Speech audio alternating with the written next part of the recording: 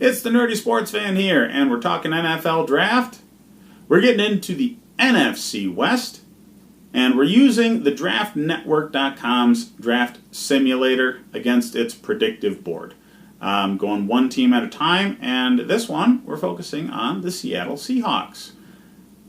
Now, the Seahawks have the least draft capital of any team in the league this year. They have 4 total picks.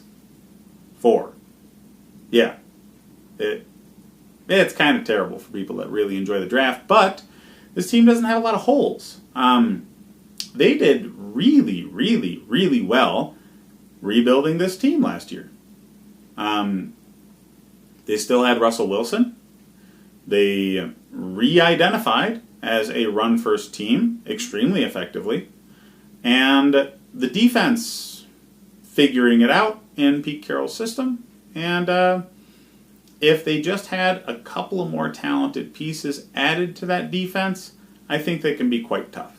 So, going at pick number 21, I picked Clelin Ferrell for them out of Clemson.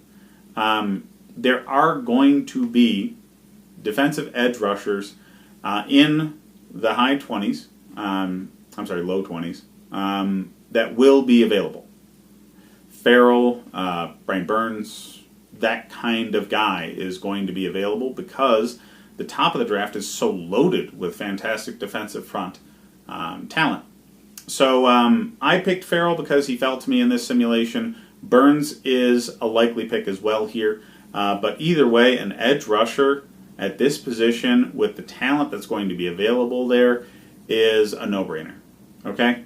Add that to our man Pete Carroll's system, and you upgrade not only your defensive front by putting a good edge rusher there, but you upgrade your secondary.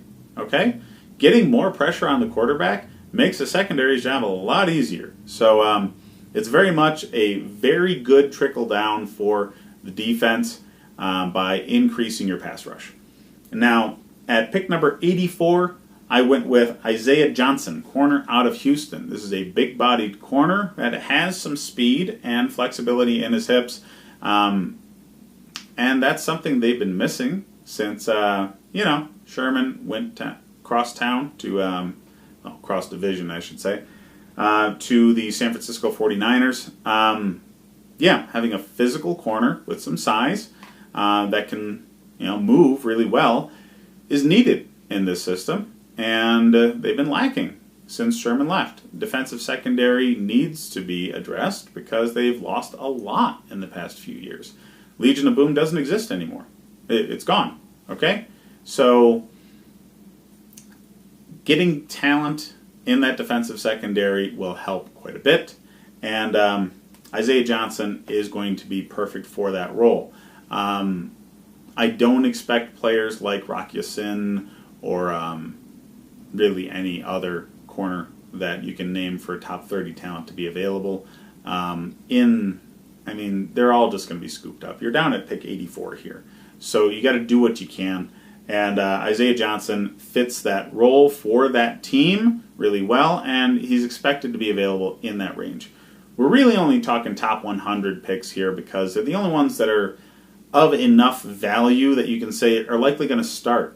And after that, you're looking at depth. And at pick 124 and 159, I would assume they're really just going to be special teams needs and depth players with some physical gifts that don't necessarily have the whole football thing figured out. I took a safety, Amadi, out of Oregon, and a guard, Ben Schwazel, out of Wisconsin, but they don't matter, okay?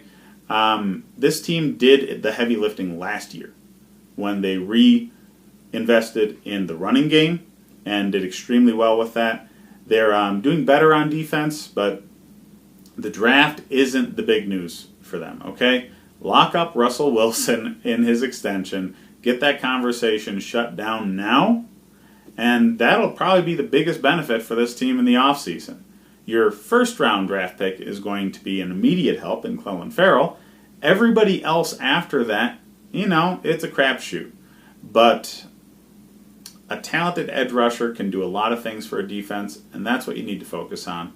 So Ferrell or Burns at that position is a slam dunk for this team.